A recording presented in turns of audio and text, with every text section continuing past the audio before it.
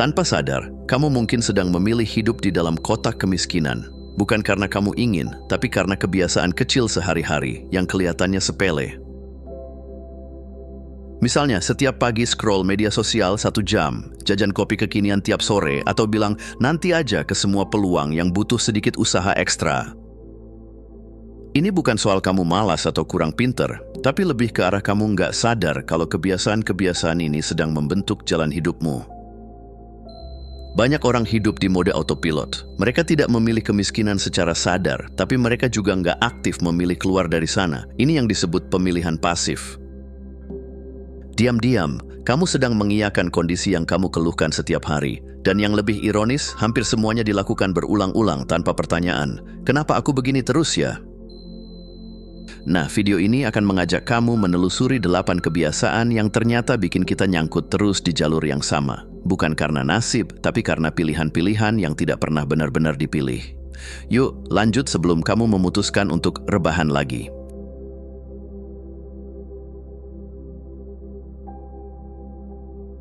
Pernah nggak sih kamu sadar betapa banyak waktu yang kamu habiskan bukan untuk hidup, tapi untuk menonton orang lain hidup?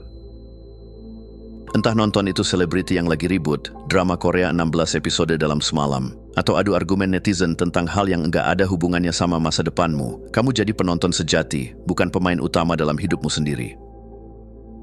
Masalahnya, ini candu. Hiburan itu enak, tapi kalau kamu tiap hari larut dalam dunia fiksi atau drama orang lain, lama-lama kamu lupa sama naskah hidupmu sendiri. Bukan berarti kamu harus jadi robot kerja 24 jam, tapi coba lihat perbedaan ini. Orang kaya menghabiskan waktu untuk memahami tren, market, dan peluang. Sedangkan orang yang terjebak dalam kemiskinan, sibuk update gosip terbaru yang bahkan nggak berdampak apa-apa ke dompetnya. Ingat, waktumu itu bahan bakar utama dalam hidup. Kalau kamu terus pakai buat pelarian dari kenyataan, jangan kaget kalau realitasmu nggak pernah berubah.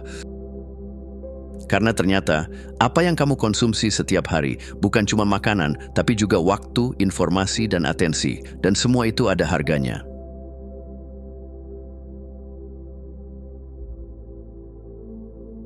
Oke, sekarang kita masuk ke topik yang biasanya bikin perut berbunyi, yaitu makanan. Tapi tenang, kita nggak akan bahas resep, kita bahas efek dari pilihan makan kamu ke arah hidupmu. Coba pikir deh, kalau kamu isi motor dengan bensin oplosan, kira-kira mesinnya bakal tahan lama nggak? Nah, otak kamu juga kayak gitu. Ketika kamu terus-menerus makan makanan cepat saji, gorengan, atau minuman manis yang lebih murah dari air mineral, sebenarnya kamu sedang menyuplai otakmu dengan bahan bakar murahan. Akibatnya, energi drop, fokus buyar, dan ide-ide cemerlang jadi jarang mampir. Banyak orang bilang, makan sehat itu mahal, tapi pernah dipikir nggak kalau sebenarnya biaya gizi buruk jauh lebih mahal? Karena yang hilang bukan cuma kesehatan, tapi juga kemampuan untuk berpikir jernih, mengambil keputusan tepat, dan jadi produktif.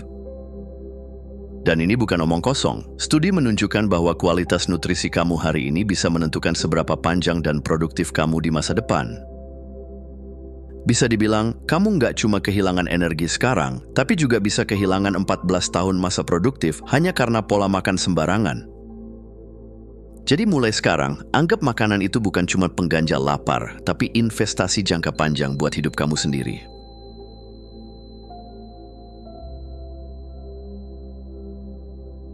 Diskon, kata sakti yang bisa bikin orang tiba-tiba jadi ahli matematika. Tapi sayangnya, seringkali yang dihitung bukan kebutuhan, melainkan berapa besar potongan harga, bukan berapa uang yang tetap keluar. Ujung-ujungnya, lemari penuh barang yang bahkan labelnya belum dicopot, dan dompet yang menjerit minta tolong. Banyak orang terjebak dalam ilusi hemat. Mereka merasa pintar karena berhasil membeli barang dengan harga lebih murah, padahal barang itu nggak dibutuhkan sama sekali. Kamu bukan sedang berhemat, kamu sedang menghambur dengan diskon.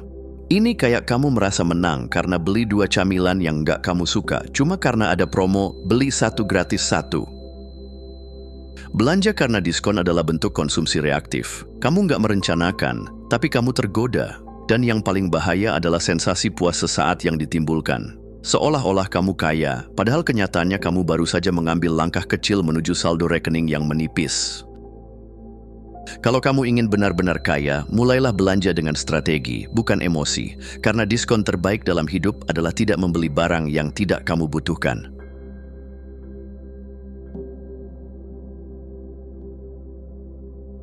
Pernah dengar istilah the early bird catches the worm? Nah, bukan berarti kamu harus bangun jam 4 pagi lalu meditasi sambil nge-gym dan baca buku motivasi, kecuali kamu mau, tentu saja boleh. Tapi intinya begini, dunia itu punya waktu emas, dan sayangnya banyak yang melewatkannya karena masih meringkuk di kasur, bernegosiasi dengan alarm. Bangun siang memang terasa nikmat, tapi tanpa sadar kamu sedang menyerahkan kesempatan pada mereka yang lebih dulu siap. Peluang itu nggak nunggu kamu bangun, dia lewat, mampir ke orang yang udah duduk rapi, siap kerja, siap belajar, siap bertumbuh. Tapi tenang, ini bukan kompetisi siapa bangun paling pagi. Ini soal apa yang kamu lakukan setelah bangun. Kalau kamu bangun jam 6 tapi langsung nonton TikTok sejam, ya sama aja bohong. Tapi kalau kamu mulai hari dengan niat, rencana, dan aksi, meskipun bangunnya jam 8, itu jauh lebih bermakna. Bangun lebih awal ngasih kamu lebih banyak waktu buat nyusun hidupmu, bukan cuma ngejar-ngejar waktu kayak orang panik. Jadi mulai sekarang coba tanya ke diri sendiri, aku mau bangun untuk hidup atau hidupku cuma bangun-bangun doang?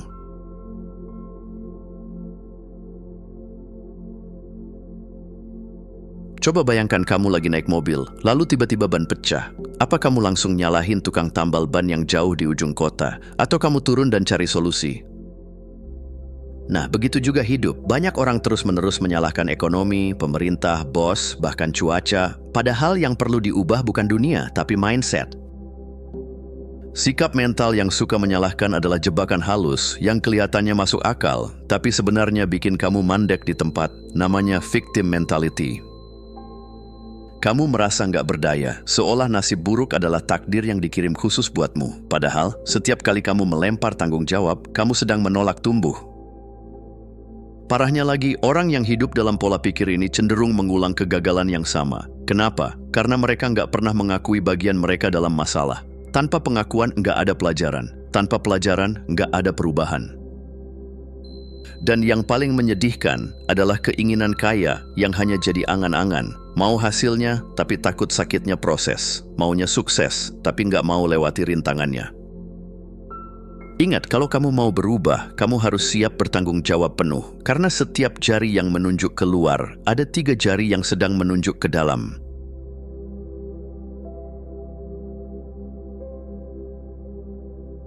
Hidup itu nggak selalu soal badai besar. Kadang, justru angin sepoi-sepoi yang datang tiba-tiba bisa bikin kapal kamu oleng kalau kamu nggak siap. Itulah kenapa tabungan itu penting. Bukan buat gaya-gayaan, tapi buat bertahan ketika hal-hal kecil mulai bikin repot. Misalnya, motor mogok, anak sakit, atau tiba-tiba ada tawaran emas 2,5 gram harga. Kalau kamu nggak punya dana darurat, semua kejadian kecil ini bisa berubah jadi krisis berkepanjangan. Bukannya tinggal ke bengkel, kamu malah harus pinjam uang dulu. Bukannya langsung ambil peluang, kamu cuma bisa nonton orang lain melesat duluan. Tanpa tabungan, hidupmu seperti berdiri di atas es tipis. Setiap langkah bisa bikin kamu jatuh, tapi dengan tabungan, kamu punya fondasi. Kamu jadi lebih tenang, lebih siap, dan lebih bebas memilih. Dan ini bukan soal jumlah besar. Bahkan menabung 10.000 per hari bisa jadi titik balik kalau kamu konsisten. Karena menabung itu bukan cuma soal uang, tapi soal kebiasaan. Disiplinmu hari ini menentukan seberapa kuat fondasi masa depanmu. Jadi yuk mulai sisihkan, bukan sisakan. Karena orang kaya menabung dulu baru belanja, sementara orang miskin belanja dulu baru bingung.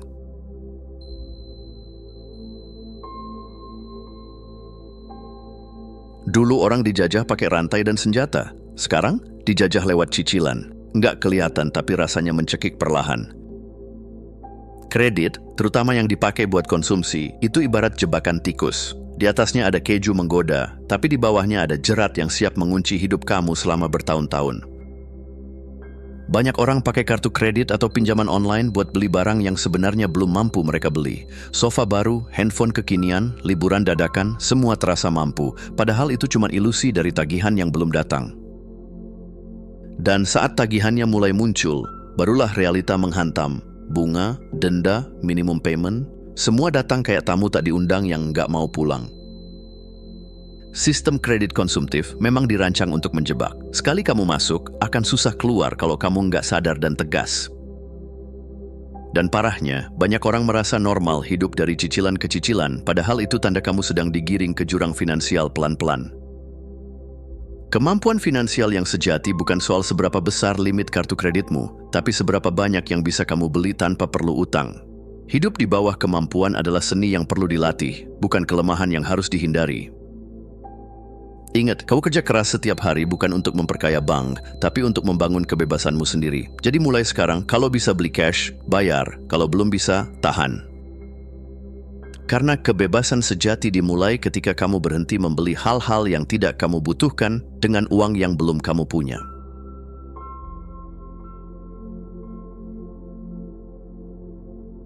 Ada satu kebiasaan ajaib yang entah kenapa sering banget terjadi. Belum gajian, tapi isi keranjang belanja online sudah penuh.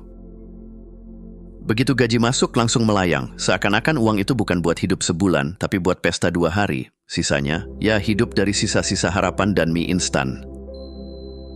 Ini bukan cuma soal gaya hidup, tapi pola pikir. Mentalitas spend now, worry later adalah jebakan halus yang kelihatan seru di awal, tapi nyesek di akhir.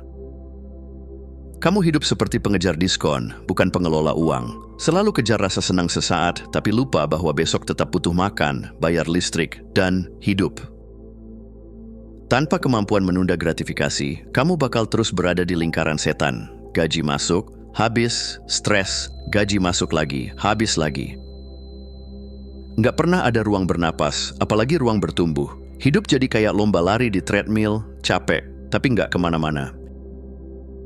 Padahal, kekayaan sejati bukan soal berapa yang kamu hasilkan, tapi berapa yang bisa kamu tahan. Orang kaya bukan yang punya banyak uang, tapi yang bisa bilang enggak dulu pada godaan dan bilang ya pada tujuan jangka panjang. Jadi mulai sekarang, sebelum klik check out, tanya dulu ke diri sendiri. Apakah aku beli ini karena butuh atau cuma karena bosan dan lagi ada duit di rekening? Karena terkadang, cara terbaik untuk menjadi kaya adalah dengan tidak buru-buru kelihatan kaya. Terima kasih sudah menonton. Jangan lupa untuk klik tombol like, subscribe, dan tinggalkan jejak di kolom komentar. Kami sangat menghargai setiap dukungan dari kalian. Semoga hari-hari kalian menyenangkan dan sampai jumpa di video selanjutnya.